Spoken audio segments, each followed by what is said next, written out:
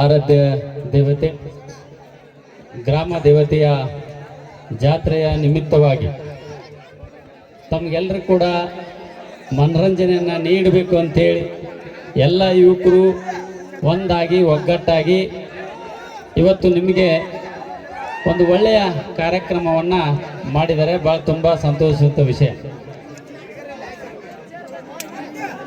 ಅದಕ್ಕೆ ಫಸ್ಟಿಗೆ ನೀವು ಮಾತಾಡ್ರಿ ಗೌಡ್ರ ಅಂತಂದರು. ಅದಕ್ಕೆ ಬೇಡ, ಯಾಕಂತಂದ್ರೆ ನೀವು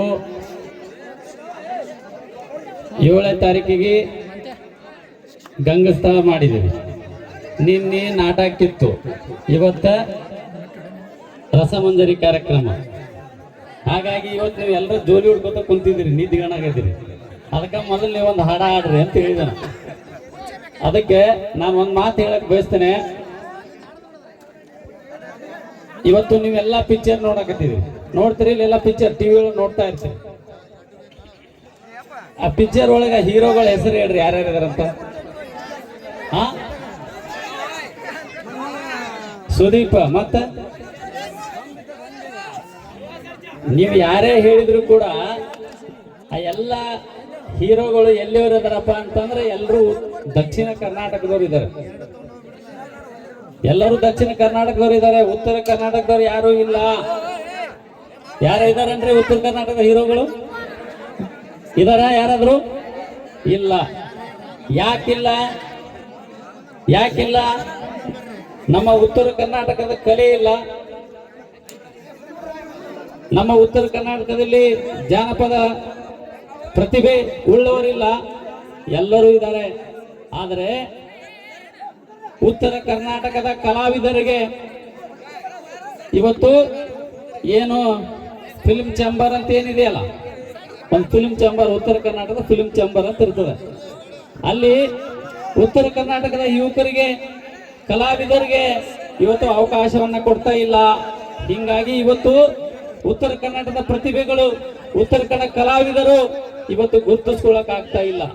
ಅದಕ್ಕೆ ಇವತ್ತು ಉತ್ತರ ಕರ್ನಾಟಕದ ಅನೇಕ ಕಲಾವಿದರು ಎಲ್ಲರೂ ಸೇರಿ ಇವತ್ತು ಆಗ್ರಹ ಮಾಡ್ತಾ ಇದ್ದಾರೆ, ನಮಗೆ ಉತ್ತರ ಕರ್ನಾಟಕ ಸಪರೇಟ್ ಆಗಿ ಒಂದು ಫಿಲ್ಮ್ ಚೇಂಬರ್ ಅನ್ನ ಮಾಡಿ ಅಂತೇಳಿ ಇವತ್ತು ಕೂಗ್ತಾ ಇದ್ದಾರೆ.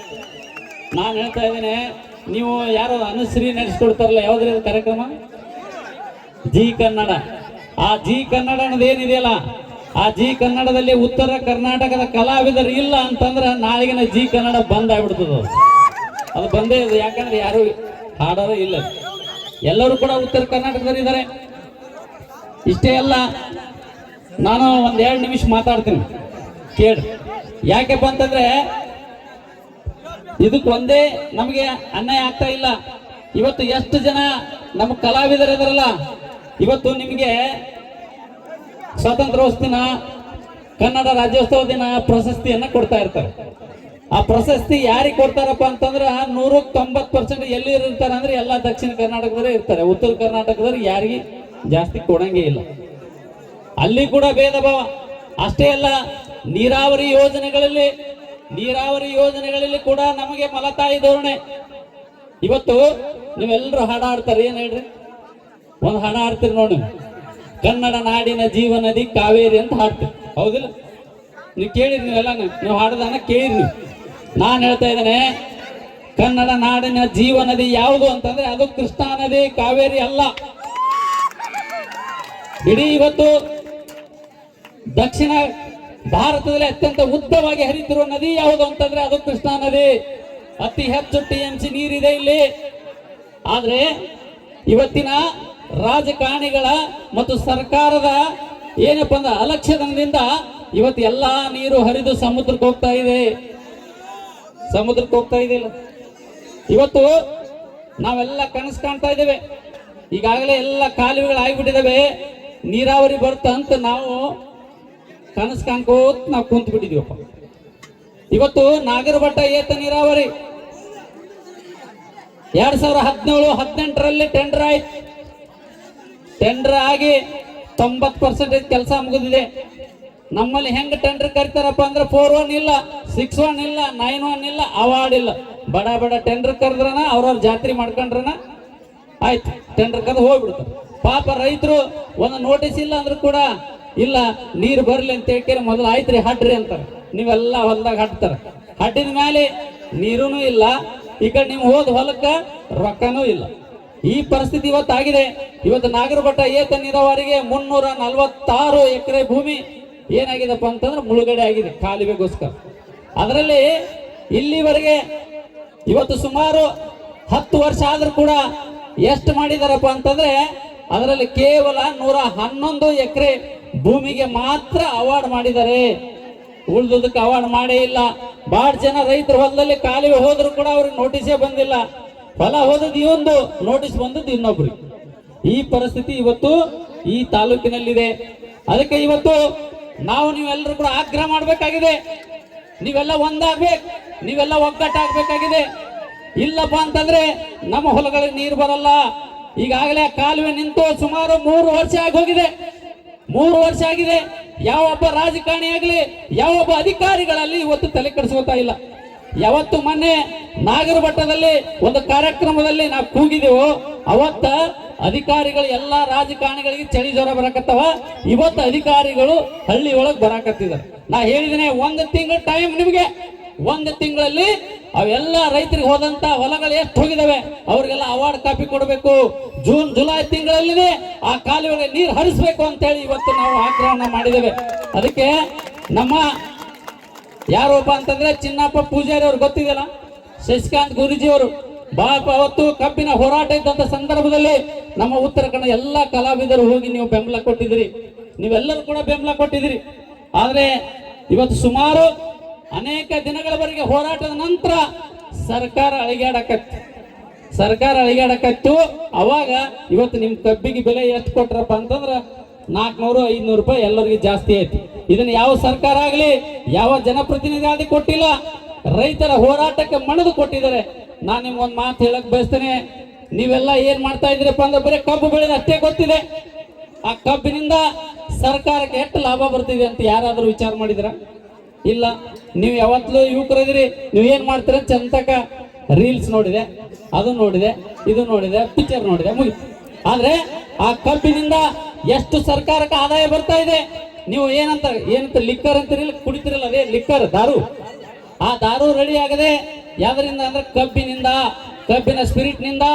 ಇವತ್ತು 2025-26ನೇ ಸಾಲಿಗೆ ಕರ್ನಾಟಕ ರಾಜ್ಯಕ್ಕೆ 47,000 ಕೋಟಿ ರೂಪಾಯಿ ಆದಾಯ ಬಂದಿದೆ. ವಿಚಾರ ಮಾಡಿ, 47,000 ಕೋಟಿ. ಶುಗರ್ ಸೆಸ್, ಇವತ್ತು ನೀವೇನು ಪೆಟ್ರೋಲ್ ಯೂಸ್ ಮಾಡ್ತಾ ಇದ್ರಲ್ಲ, ಅದರಲ್ಲಿ ಇಥನಾಲ್ ಎದರಿಂದ ರೆಡಿ ಆಗುತ್ತೆ? ಕಬ್ಬಿನಿಂದ ರೆಡಿ ಆಗ್ತದೆ. ಅದರಲ್ಲಿ ಎಷ್ಟು ಈ ವರ್ಷ ಕರ್ನಾಟಕದಲ್ಲಿ ಎಷ್ಟು ಉತ್ಪತ್ತಿ ಆಗಿದೆ? 270 ಕೋಟಿ ಲೀಟರ್ ಇಥನಾಲ್ ಅನ್ನ ರೆಡಿ ಮಾಡಿದ್ದಾರೆ ರೈತರು ಬೆಳೆಯುವಂತ ಕಬ್ಬಿನಿಂದ. ಅದನ್ನ ನಿಮ್ಮ ಪೆಟ್ರೋಲ್ ನಲ್ಲಿ ಮಿಕ್ಸ್ ಮಾಡ್ತಾರೆ. ಎಷ್ಟು ಪರ್ಸೆಂಟೇಜ್ ಮಿಕ್ಸ್ ಮಾಡಕತ್ತಾರೆ ಗೊತ್ತಾ? ಈಗ ಸ್ವಲ್ಪ ಯೂಟ್ಯೂಬ್ ನೀವು ಸ್ವಲ್ಪ ಸರ್ಚ್ ಮಾಡಿ ನೋಡ್ರಿ, ಗೂಗಲ್ ನಲ್ಲಿ ಸರ್ಚ್ ಮಾಡ್ಬೇಕು, ನೋಡ್ರಿ. ಅದರಲ್ಲಿ 20% ಇಥನಾಲ್ ಅನ್ನ ಮಿಕ್ಸ್ ಮಾಡಿ ಇವತ್ತು ಮಾರ್ತಾ ಇದ್ದಾರೆ. ಸರ್ಕಾರಕ್ಕೆ 20,000 ಕೋಟಿ ರೂಪಾಯಿ ಇವತ್ತು ಇಥನಾಲ್ ನಿಂದ ಆದಾಯ ಬರ್ತಾ ಇದೆ. ಅದಕ್ಕೆ ನಾವು ಕೇಳ್ತಾ ಇದ್ದೇವೆ, ಇವತ್ತು ರೈತರ ಬೆಳೆದ ಕಬ್ಬಿನಿಂದ ಇವತ್ತು ಸರ್ಕಾರಕ್ಕೆ 60,000ಕ್ಕಿಂತ ಹೆಚ್ಚು ಕೋಟಿ ರೂಪಾಯಿ ಆದಾಯ ಇವತ್ತು ಬರ್ತಾ ಇದೆ. ಆದ್ರೆ ಮೊನ್ನೆ ಕೊಟ್ಟದ ರೈತರಿಗೆ ಎಷ್ಟು ಗೊತ್ತಾ? ಪ್ರೋತ್ಸಾಹಧನ ಅಂತೇಳಿ 50 ರೂಪಾಯಿ ಕೊಟ್ಟಿದ್ದಾರೆ. ಕಬ್ಬು ಬೆಳೆ 3ನೇ ಸ್ಥಾನದಲ್ಲಿ ನಾವು ಇದ್ದೇವೆ. ಆದ್ರೆ ನಾವು ಒಂದು ವರ್ಷಕ್ಕೆ 6 ಕೋಟಿ ಟನ್ ಕಬ್ಬನ್ನ ನಾವು 2025-26ನೇ ಸಾಲಿನಲ್ಲಿ ನಾವು ಬೆಳೆದಿದ್ದೇವೆ. ಅದಕ್ಕೆ 6 ಕೋಟಿ ಇಂಟು 50 ರೂಪಾಯಿ ಮಾಡಿದ್ರೆ ಸರ್ಕಾರ ಕೊಟ್ಟಿದ್ದು ನಮಗೆ ಕೇವಲ 300 ಕೋಟಿ ರೂಪಾಯಿ ಮಾತ್ರ. ಅದಕ್ಕೆ ಇವತ್ತು ನಾವು ಹೋರಾಟ ಮಾಡಬೇಕಾಗಿದೆ. ನಾನು ಒಂದು ಮಾತು ಹೇಳಕ್ ಬಯಸ್ತೇನೆ, ಎಲ್ಲಿವರೆಗೆ ರೈತರು ನೀವು ಒಗ್ಗಟ್ಟಾಗೋದಿಲ್ಲ, ನೀವು ಒಂದಾಗೋದಿಲ್ಲ, ನೀವು ಪ್ರತಿ ಹಳ್ಳಿಯಲ್ಲಿ ರೈತ ಸಂಘಟನೆ ಮಾಡೋದಿಲ್ಲ, ಅಲ್ಲಿವರೆಗೆ ಕೂಡ ಯಾರು ನಿಮ್ಮ ಕಡೆ ಗಮನ ಹರಿಸೋದಿಲ್ಲ. ಇವತ್ತು ಎಲ್ಲರೂ ಸಂಘಟಕರಾಗಿದ್ದಾರೆ. ನೀವು ಬಸ್ ಸ್ಟ್ಯಾಂಡ್ ನಲ್ಲಿ ಹೋಗ್ರಿ, ಹಮಾಲರು ಕೂಡ ಸಂಘಟಕರಾಗಿದ್ದಾರೆ. ಅತ್ತ ಮುಂದೆ ಬಸ್ ಸ್ಟ್ಯಾಂಡ್ ದಾಟಿ ಮುಂದಕ್ಕೆ ಹೋಗ್ರಿ, ಆಟೋಗಳಿರ್ತವೆ, ಆಟೋಗಳ ಚಾಲಕರ ಸಂಘ ಅಂತ ಇರ್ತದೆ. ಅತ್ತ ಹೋಗ್ರಿ, ಟ್ಯಾಕ್ಸಿ ಸಂಘ ಅಂತ ಇರ್ತದೆ. ಅತ್ತ ಮುಂದಕ್ಕೆ ಹೋಗ್ರಿ, ಏನಪ್ಪಾ ಅಂತಂದ್ರೆ ಕಟಿಂಗ್ ಶಾಪ್ ನಾಗ ಹೋಗ್ರಿ, ಅಲ್ಲಿದ್ರಾಗ ಏನಿರ್ತದ ಕ್ಷೌರಿಕರ ಸಂಘ ಅಂತ ಇರ್ತದೆ. ಅವ್ರು ಏನ್ ಮಾಡಿರ್ತಾರಪ್ಪ ಅಂತಂದ್ರೆ ದಾಡಿಗೆ 20 ರೂಪಾಯಿ, ಕಟಿಂಗ್ 30 ರೂಪಾಯಿ ಎಲ್ಲ ಬೋರ್ಡ್ ಹಾಕಿರ್ತಾರೆ, ನೋಡಿ ಹಾಕಿರ್ತಾರೆ. ಅದಕ್ಕೆ ನಾನು ಹೇಳ್ತಾ ಇರೋದು, ಎಲ್ಲ ರಾಜಕೀಯರು ಸಂಘಟಕರಾಗಿದ್ದಾರೆ, ಎಲ್ಲ ರಾಜಕೀಯ ಪಕ್ಷಗಳು ಸಂಘಟಕ ಆಗಿದ್ದಾರೆ. ಆದ್ರೆ ಕೊನೆಗೆ ಉಳಿದುದು ಒಬ್ಬ ರೈತ ಮಾತ್ರ. 100% ರೈತರು ಹಳ್ಳಿಯಲ್ಲಿ ನೀವಿದ್ರೆ ಬಹಳ ಎಷ್ಟಪ್ಪ ಅಂದ್ರೆ ಒಂದು 10-20 ಜನ ನಿಮ್ ಊರಲ್ಲಿ ನೌಕರಿ ಮಾಡ್ಬೋದು ಅಷ್ಟೇ. ಉಳಿದವರೆಲ್ಲ ನಮ್ಮ ಬದುಕು ಎಲ್ಲಿದೆ ಬಂದಿದ್ರೆ ಭೂಮಿ ಎಲ್ಲಿದೆ, ಹೊಲಕ್ಕೆ ನೀರು ಬಂದ್ರೆ ನಮ್ಗೆ ಕರೆಂಟ್ ಕೊಟ್ರೆ ನಮ್ ಬದುಕು, ಇಲ್ಲಪ್ಪ ಅಂತಂದ್ರೆ ನಮ್ಮ ಬದುಕು ಅವತ್ತು ಹಾಳಾಗಿ ಹೋಗ್ತದೆ. ನಾವು ಒಂದು ಮಾತು ಹೇಳಕ್ ಬಯಸ್ತೇನೆ, ಇವತ್ತು ಏನಿವತ್ತು ಅಡಿ ಹುಲುಬಾಳ ಕೆರೆ ಇದೆ, ಎಲ್ಲ ಒಣಗಿ ಹೋಗ್ತಾ ಇದೆ. ಈಗಾಗಲೇ ಅನೇಕ ಜನ ಕಬ್ಬು ಬೆಳೆದಿದ್ದಾರೆ, ನಿಮ್ಮೂರವರು ಕೂಡ ಪೈಪ್ ಲೈನ್ ಮಾಡಿದ್ದಾರೆ, ಎಲ್ಲ ಕಬ್ಬು ಇವತ್ತು ಒಣಗಿ ಹೋಗ್ತಾ ಇದೆ. ಆದ್ರೆ ಈ ತಾಲೂಕಿನ ಜನಪ್ರತಿನಿಧಿಗಳಿಗೆ ಅದರ ಬಗ್ಗೆ ಅರಿವು ಇಲ್ಲ. ಅದಕ್ಕೆ ಇವತ್ತು ಮೊನ್ನೆ ನಾವು ವಾರ್ನಿಂಗ್ ಮಾಡಿದ್ದೇವೆ. ಏನಪ್ಪಾ ಅಂತಂದ್ರೆ ಇನ್ನ 3 ದಿನದಲ್ಲಿ ಕೆರೆಗಳಿಗೆ ನೀರು ತುಂಬಿಸದೆ ಹೋದ್ರೆ ಎಲ್ಲಾ ರೈತರು ಸೇರಿ ನಿಮ್ಮ ಅಧಿಕಾರಿಗಳ ಕಚೇರಿಯನ್ನು ಮುತ್ತಿಗೆ ಹಾಕ್ತೇವೆ, ಶಾಸಕರ ಮನೆಗೆ ಕೂಡ ಮುತ್ತಿಗೆ ಹಾಕ್ತೇವೆ ಅನ್ನೋಂತ ಮಾತನ್ನು ನಾವು ಹೇಳಿದ್ದೇವೆ, ಸ್ಪಷ್ಟವಾಗಿ ನಾವು ಹೇಳಿದ್ದೇವೆ. ಅದಕ್ಕೆ ನಾನು ಹೇಳಕತ್ತಿದ್ದೇನೆ, ನೀವು ಜಾತಿ ಬಿಡಿ, ಪಕ್ಷ ಬಿಡಿ, ಚುನಾವಣೆ ಬಂದಂತ ಸಂದರ್ಭದಲ್ಲಿ ಯಾವುದೇ ಪಕ್ಷಕ್ಕೆ ಹೋಗಿ ಯಾರಿಗಾರ ಓಟ್ ಹಾಕ್ರಿ, ಆದ್ರೆ ನಮಗೆ ಸಮಸ್ಯೆ ಬಂದಾಗ ನೀವೆಲ್ಲರೂ ಒಗ್ಗಟ್ಟಾಗ್ಲೇಬೇಕು, ಒಂದಾಗ್ಲೇಬೇಕು. ಅದಕ್ಕೆ ಪ್ರತಿ ಹಳ್ಳಿಯಲ್ಲಿ ಕೂಡ ನಾವು ಇವತ್ತು ರೈತ ಸಂಘಗಳನ್ನ ಕಟ್ತಾ ಇದ್ದೇವೆ. ಕರ್ನಾಟಕ ರಾಜ್ಯ ರೈತ ಸಂಘ ಎದಕ್ಕೆ ಅಂತಂದ್ರೆ ಅದು ನಮಗೆ ನೋವಾದಾಗ, ನಮಗೆ ಕಷ್ಟ ಆದಾಗ ನಮಗೆ ಏನಪ್ಪಾ ನಮ್ಮ ಟ್ಯಾವೆಲ್ ಹೆಗಲ ಮೇಲೆ ಬರ್ಬೇಕು. ಅದಕ್ಕೆ ಪ್ರತಿ ಮನೆಗೆ ಭೇಟಿ ಕೊಟ್ಟು ಪ್ರತಿ ಮನೆಗೆ ಕೂಡ ಒಂದು ಹಸಿರು ಟ್ಯಾವೆಲ್ ಕೊಡ್ತದೆ. ಆ ಟ್ಯಾವೆಲ್ ನಿಮ್ಮ ಜಗಲಿ ಮೇಲೆ ಇರ್ಬೇಕು. ಅದನ್ನ ಜಗಲಿ ಮೇಲೆ ಇಟ್ಟು ಯಾವತ್ತು ರೈತರಿಗೆ ಅನ್ಯಾಯ ಆಗುತ್ತೋ ಆ ಟ್ಯಾವೆಲ್ ನಿಮ್ ಕೊಳ್ಳಿಗೆ ಬಂದ್ರೆ ಮಾತ್ರ ನಿಮ್ಗೆ ನ್ಯಾಯ ಸಿಗ್ತದೆ, ಇಲ್ಲಿ ಕಂಡು ಸಿಗಕ್ಕೆ ಸಾಧ್ಯ ಇಲ್ಲ ಅನ್ನುವಂತ ಮಾತನ್ನ ಬಹಳ ಸ್ಪಷ್ಟವಾಗಿ ಹೇಳಕ್ ಬಯಸ್ತಾ ಇದ್ದೇನೆ. ಈಗಾಗಲೇ ಆಲಿಮಟ್ಟೆ ಡ್ಯಾಮ್ ಬಹಳ ಜನ ಹೇಳ್ತಾರೆ, ಯಾಕ್ರಿ ನೀರ್ ಬಿಡಲ್ಲ ಅಂತಂದ್ರೆ, ಇಲ್ರಿ ನಿಮ್ ನೀರ ಅಲಾಟ್ಮೆಂಟ್ ಇಲ್ಲ ಅಂತಾರೆ. ನಿಮ್ದು 519 ಇದ್ದು 524 ಮೀಟರ್ ಡ್ಯಾಮ್ ಎರ್ಸ್ಬೇಕು, ಅಂದಾಗ ನಿಮ್ಗೆ ನೀರು ಬರುತ್ತೆ ಅಂತ ಹೇಳ್ತಾರೆ. ಅದಕ್ಕೆ ನಾವು ಕೇಳ್ತಾ ಇದ್ವಿ, ಕೂಸುಟ್ಟಿಗಿಂತ ಮೊದಲು ಕುಂಚಿಗೆ ಹೊಲ್ದಿಟ್ಟು ಬಿಟ್ಟಿದ್ದಾರೆ ಇವರು. ಅಂದ್ರೆ ಕೂಸುಟ್ಟಿನ ಮೊದಲು ಕುಂಚಿಗೆ ಹೊಲ್ದಿದ್ದಾರೆ, ಡ್ಯಾಮ್ ಹೈಟ್ ಮಾಡಿಲ್ಲ. ಎಲ್ಲ ಬರ್ತಾ ಇದ್ರೆ ಒಂದ್ ಮಾತು ಹೇಳಕ್ ಬಯಸ್ತೇನೆ, ಇನ್ನು ಮುಂದೆ ಬರುವಂತ ಸರ್ಕಾರಗಳು ಎಲ್ಲ ದಿವಾಳಿಯಾಗಿ ಹೋಗ್ತವೆ. ಯಾಕಂತಂದ್ರೆ ಎಲ್ಲ ಫ್ರೀ ಕೊಟ್ಟು ಏನಾಗುತ್ತೆ ಪರಿಸ್ಥಿತಿ ಗೊತ್ತಾ? ಇವತ್ತು ಕರ್ನಾಟಕ ಏನಾಗಿದೆ ಅದೇ ಪರಿಸ್ಥಿತಿ. ಮುಂದೆ ಬರುವಂತ ಎಲ್ಲ ರಾಜಕೀಯ ಪಕ್ಷಗಳು ಕುರ್ಚಿ ಆಸೆಗೋಸ್ಕರ ಇವತ್ತು ಏನ್ ಮಾಡ ಉಚಿತ ಗ್ಯಾರಂಟಿಗಳನ್ನ ಕೊಟ್ಕೋತ ಹೋದ್ರು ಅಂತಂದ್ರೆ ಇವತ್ತು ನೀರಾವರಿಗೆ ಹಣ ಇಲ್ಲ. ಇವತ್ತು 2,56,000ಕ್ಕಿಂತ ಹೆಚ್ಚು ಪೋಸ್ಟ್ಗಳು ಇವತ್ತು ಖಾಲಿ ಬಿದ್ದಿದ್ದಾವೆ. ನೀವೆಲ್ಲ ಪಾಪ ಬಡವರು ಇದ್ದೀರಿ. ನನ್ನ ಮಗ ಇಂಜಿನಿಯರ್ ಆಗ್ಲಿ, ನನ್ನ ಮಗ ಒಬ್ಬ ಒಳ್ಳೆ IAS ಆಫೀಸರ್ ಆಗ್ಲಿ, ಕನ್ನಡ ಶಾಲೆ ಮಾಸ್ತರ್ ಆಗ್ಲಿ ಅಂತ ಹೇಳಿ ಅವ್ರಿಗೆಲ್ಲ ತಿಂಗಳ 10,000 ಕೊಟ್ಟು ಧಾರವಾಡ ಎಲ್ಲರೂ CET ಹೋಗ್ಬೇಕು ಕೂತಿದ್ದಾರೆ. ಆದ್ರೆ ಇವತ್ತಿಗೆ 6 ವರ್ಷ ಆಯ್ತು, ಎಲ್ಲಿ ಕೂಡ ಒಂದು ಪೋಸ್ಟ್ಗಳನ್ನ ಕರೆದಿಲ್ಲ. ಇವತ್ತು ನೀವು ಟಿವಿಯಲ್ಲಿ ನೋಡಿದಿರಿ, ಏನಪ್ಪಾ ಅಂತಂದ್ರೆ ಒಬ್ರು ಹೋರಾಟಗಾರರನ್ನ ಪೊಲೀಸರು ಎತ್ತಕೊಂಡು ಜೀಪ್ ನಲ್ಲಿ ಹಾಕ್ತಾ ಇದ್ದಾರೆ, ನೀವು ಯಾರಿಗೂ ಹೋರಾಟ ಮಾಡುವ ಅಧಿಕಾರ ಇಲ್ಲ ಅಂತೇಳಿ. ಅದಕ್ಕೆ ನಾನು ಹೇಳ್ತಾ ಇದ್ದೇನೆ, ಇಷ್ಟೆಲ್ಲ ಪರಿಸ್ಥಿತಿ ಇವತ್ತು ಈ ತಾಲೂಕಿನಲ್ಲಿದೆ. ಅದಕ್ಕೆ ನೀವೆಲ್ಲರೂ ಒಂದಾಗ್ರಿ, ಒಗ್ಗಟ್ಟಾಗ್ರಿ, ಇನ್ನು ಮುಂದೆ ಜಾತಿ ಮತ ಬಿಡ್ರಿ, ನೀವು ರೈತರು ಸಂಘಟಿತರಾಗ್ರಿ, ರೈತರು ಒಂದಾಗ್ರಿ, ಅಂದಾಗ ಮತ್ತೆ ನಿಮ್ ಸಮಾಜಕ್ಕೆ ನ್ಯಾಯ ಸಿಗ್ತದೆ.